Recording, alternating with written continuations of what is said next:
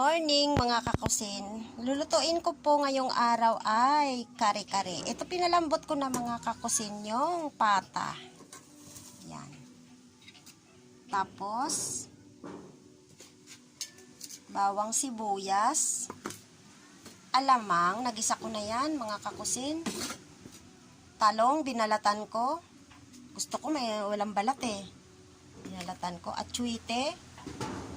Tapos, pechay at sitaw, mga kaskusin. Tapos, ito, puso. Yan. At, pinaka-importante sa lahat, mamasita. Kare-kare mix. Yan. Mag-isa na tayo.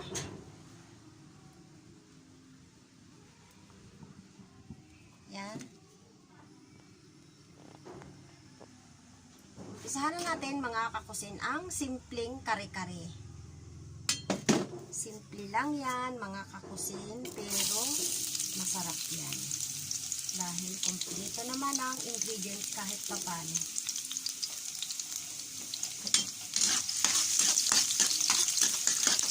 Isahin muna natin hanggang mag-golden brown. Mga kakusin, shout out sa lahat ng aking mga subscriber. Maraming salamat sa inyo, mga palangga. Ayan. Lagay na natin ang sibuyas.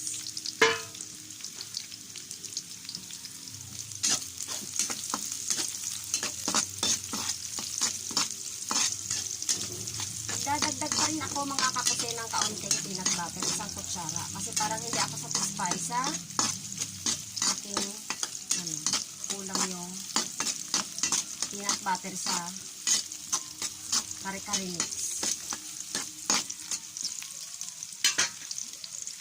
Lagay na natin una ang puso mga kakusin kasi medyo matagal ito. Medyo matagal siya lambot. Yan, ipakukuluan muna natin. Kasama ulit ang pinalambot ko. Ito. Lagay na natin siya mga kakasin. Tataktiban muna natin siya hanggang lumambot ang puso.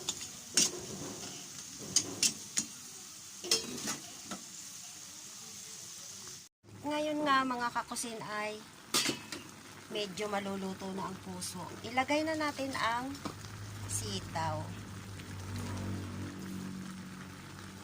Yan. Ito'y simple lamang na kare-kare mga kakusin. Na kung gusto nating kumain ng kare-kare, ay simple lamang po magluto. Ganito lamang po.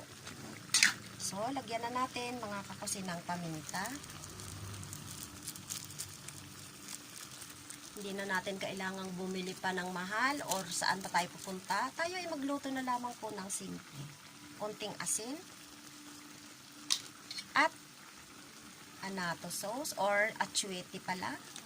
Yan, lagyan natin ng konti para may yellow siya. Oh. Tapos, magdadagdag ako ng isang kutsarang peanut butter. Mga kakusin.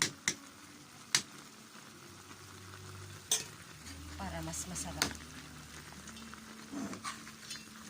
Ipahuli natin mga kakusin ang pechay. Kasi madali namang maluto ang pechay.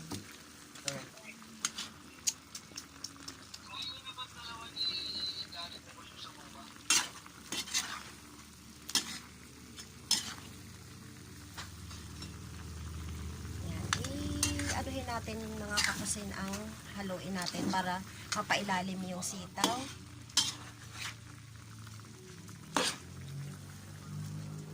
Kasi mamaya tayo magdadagdag ng tubig niyan mga kakusin.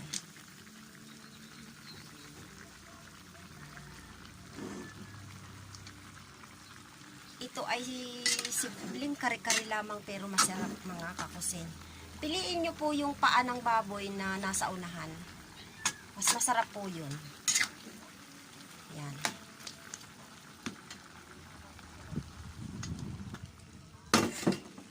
Lagyan natin ng konting haluin natin hanggang maluto ang sitaw, mga kakusin.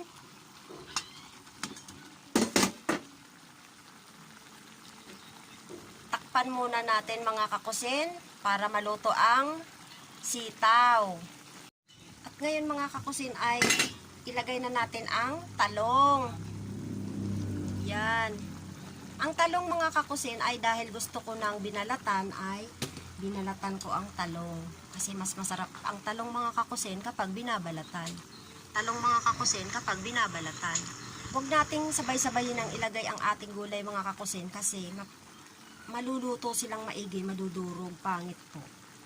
Yan, kailangan pahuli-huli kung alin yung matagal maluto, yun ang unahin natin. Tapos next ang sitaw, panghuli ang talong, sumunod ang pinakanghuli ang pechay, mga kakusin.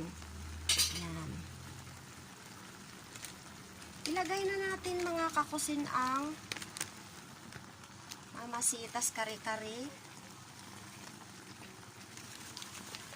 Mamasitas, kari-kari, mix, bikinimin, mamasitas, bikinimin.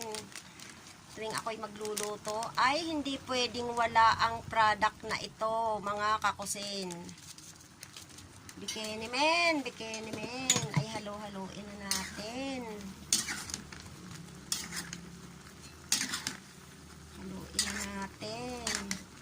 Lagyan natin ng kaunting magic.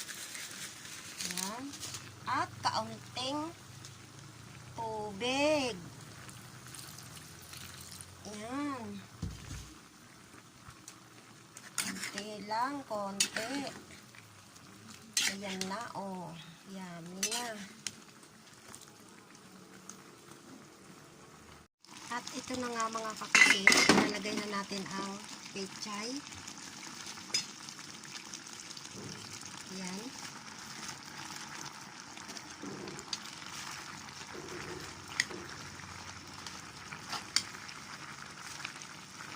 Ito naman ay pag naluto mga kakusin ay liliit naman yan.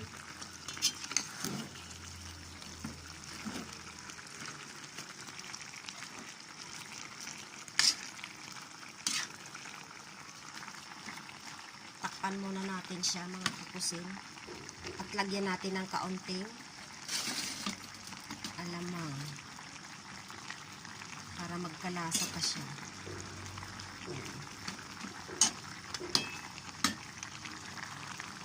Ito na nga mga kakusin ay luto na ang aking simpleng kare-kare.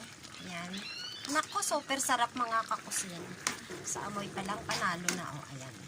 Lagyan natin ng kaunting alamang. Yan. Masarap yan. At ito na mga kakusin. Oh, super yummy. Oh. Nako, oh. Yan, oh. Mga kakusin. Yan. Tara nang kumain mga kakusin. Ito ay sa version ko. Yung mga hindi pa nakapag-subscribe mga kakusin ay please subscribe naman. At i-click ang notification bell para update kayo sa aking mga bagong upload. Ayan mga kakusin. Magluto na rin kayo. Sana may natutunan kayo ngayong araw. Bye-bye. Maraming salamat.